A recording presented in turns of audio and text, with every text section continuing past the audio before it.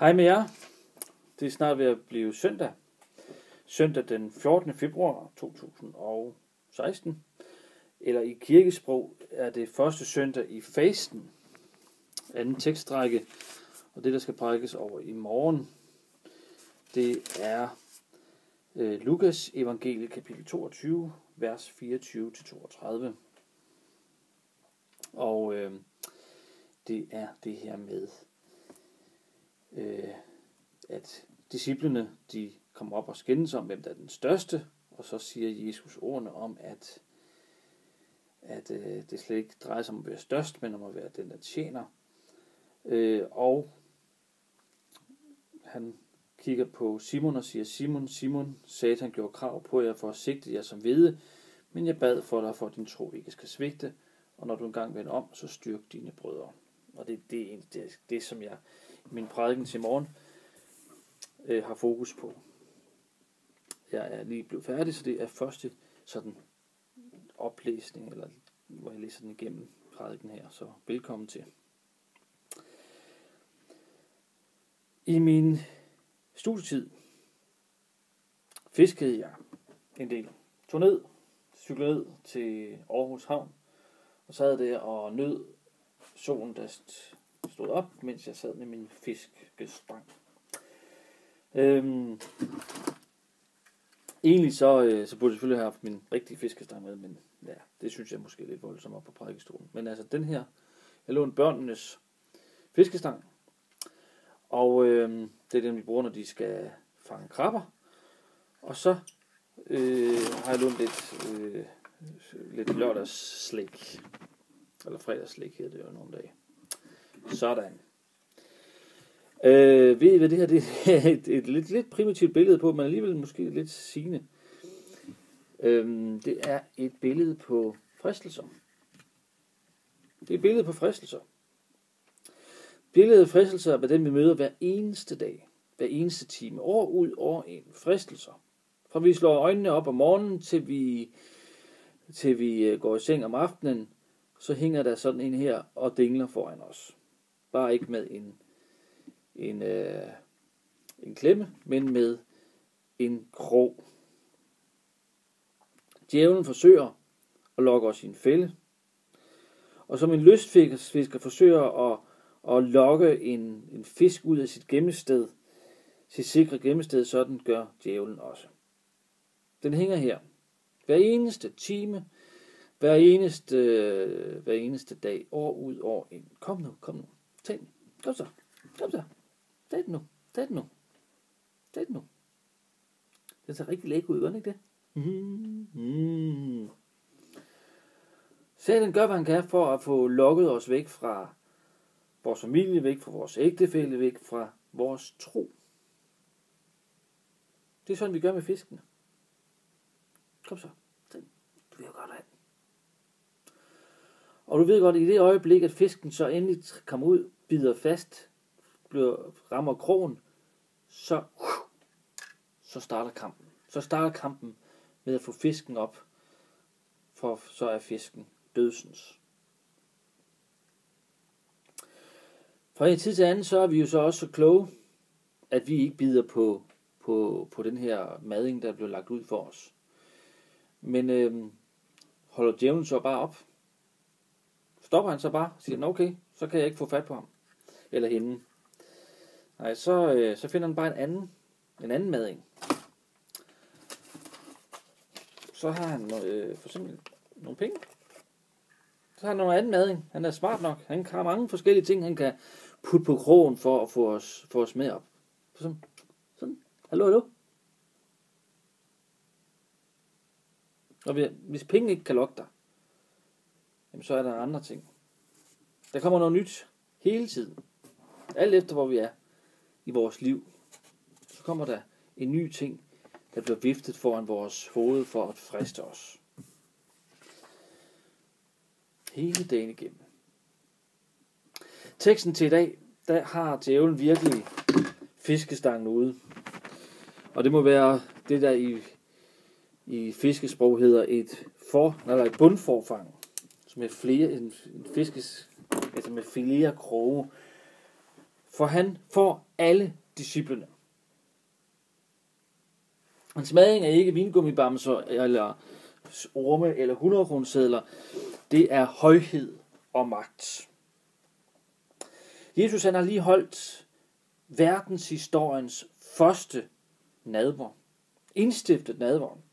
Det er et helligt øjeblik, det er et stort øjeblik. Og det er sådan et øjeblik, hvor vi forestiller os smittet af hellighed og andægtighed og storhed. Og så sidder disciplene med sanden og skændes om, hvem der er den største. Det er mig, der er den største. Jeg er den største. Nej, det må da være mig, fordi Jesus har sagt sådan og sådan til mig. Og Peter, han har måske, eller Simon har måske været den, der har været mest højrøstet. Fordi han kan jo sige, jamen, Jesus han har sagt til mig, at jeg er klippen, som han vil bygge sin kirke på. Jeg må være den største. Men uanset hvad, så er det Simon, at Jesus tiltaler. Simon, Simon, Satan gjorde krav på jer, for at sigte jer som hvede, men jeg bad for dig, for at din tro ikke skal svigte. Et mærkeligt billede. Hvad mener Jesus egentlig med det? Satan vil sigte jer som hvede. Det her, det er en sigte. Og i den her sigte, ja, det er en, jeg har stjålet hjemme fra køkkenet. Når jeg laver sovs, og sovsen bliver forklumpet, så finder min kone sådan en sigte frem, og hælder sovsen i, så alle klumperne bliver heroppe, og sovsen er igennem. Det er en sigte. Og på samme måde tror jeg lidt, at den sigte er, som Jesus taler om. Der er altså noget, der skal presses igennem, sådan her en sigte her, noget, der skal ryge ud igennem, og noget, der skal blive siddende heroppe i sigten. Djævlen vil presse, Simon vil presse disciplerne igennem sådan en sigte her. Og planen er, at så Simon skal ryge igennem, og så er noget skal blive heroppe. Det, der skal ryge igennem, det er Simon. Det, der skal blive siddende heroppe, det er troen. Troen. Så er den Simon, som kommer ud igennem bunden her, at det må være Simon uden troen. Det må være disciplen Simon uden troen. Men Jesus han har et modtræk til djævelens sigte. Jeg bad for dig, for at din tro ikke skal svigte. Jesus beder for Simon. Jesus beder ikke om, at Simon ikke skal fristes. At Simon ikke skal lave fejl. For Simon bliver fristet. Simon kommer til at fejle. Simon kommer til at synde. Men det Jesus beder om, det er, at Simons tro ikke må svigte i fristelsen, i faldet og i synden. Jesus beder om, at Simon ikke må give slip på sin tro, og at troen ikke må give slip på Simon. Han beder om, at troen ikke må blive siddende her oppe i sigten. Et par timer efter, at Jesus siger de her ord her, så knalder Simon ned i sit livs absolute lavpunkt, hvor han frasiger, at han kender Jesus. Ja, hvor han endda forbander Jesus. Og selv der beder Jesus for Simon. Må din tro ikke svigte. Og den svigtede ikke. Også selvom Simon måtte græde bitterligt over sig selv. Troen holdt fast i Simon, og Simon holdt fast i troen. Lidt over 40 dage efter, der stod den samme Simon og prædikede på pinsedagen. Og efter at han havde prædiket, var der næsten 3.000 mennesker, der blev døbt. Simons tro overlevede en tur gennem Satans sigte. Og på trods af faldet og det kæmpe store svigt, så stod Gud klar og kunne bruge ham igen. Simon, Simon, Satan gjorde krav på jer for at sigte jer som hvede, men jeg bad for dig, for at din tro ikke skal svigte. Og når du engang vender om, så styrk dine brødre. Jesus forventer et fald. Jesus forudsiger et fald. Men han forudsiger også, at Simon rejser sig igen. og når du engang vender om. Jesus siger ikke, hvis du vender om, men når du vender om. Der er en tid efter faldet, hvor du også er i Guds hånd. Djævlen ønsker at sigte os. Sigte os med det formål at sigte troen ud af vores liv. Sigten kan være mange ting. Det kan være modgang. Det kan være succes. Det kan være den grå og kedelige hverdag, og det kan være fornøjelser. Det kan være et spændende arbejde. Det kan være arbejdsløshed. Sigten kan være, at du mister en af dine allerkæreste, måske endda din ægtefælle. Eller sigten kan være det modsatte, at du tværtimod finder den eneste ene i dit liv, og lige pludselig ikke har tid til noget som helst andet, og syn for noget som helst andet. Sigten kan være alt muligt. Fordi Satan er sådan set fuldstændig ligeglad med, hvad der sker i dit liv. Normalt så tænker man jo på, at djævlen han er sådan en, der går rundt, og så elsker han at pine og plage os, og gøre ondt imod os. Og det er han sådan set også. Men han ønsker ikke bare at ramme os sådan på overfladen, sådan at det gør ondt på overfladen. Han ønsker at ramme os dybt ind. Helt ind. Og ikke bare tage vores liv fra os her nu, men han ønsker at tage vores evige liv fra os. Han er fuldstændig ligeglad med, om du mister eller om vi mister vores hustru eller mand, eller om vi mister vores forbindelse til vores børn og venner, om vi mister vores penge, hus, hjem eller helbred eller noget som helst. Han er ligeglad.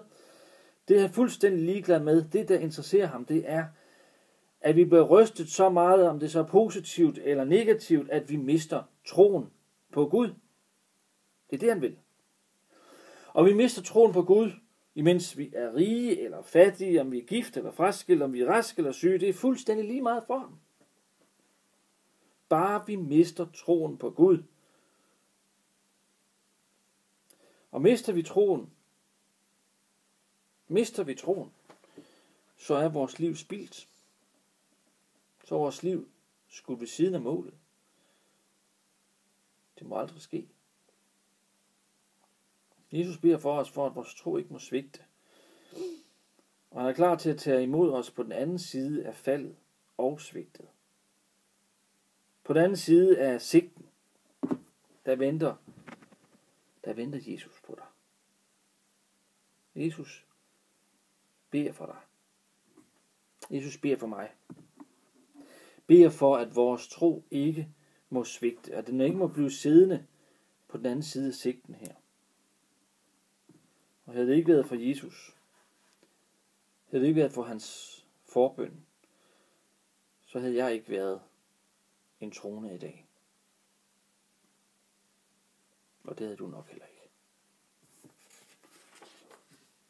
Det er den første ting, som jeg gerne vil have, at du tager med dig. Det er, Jesus beder for dig, for din tro. Han beder for det mest værdifulde, som du har fået her i livet, nemlig din tro, at den ikke må svigte.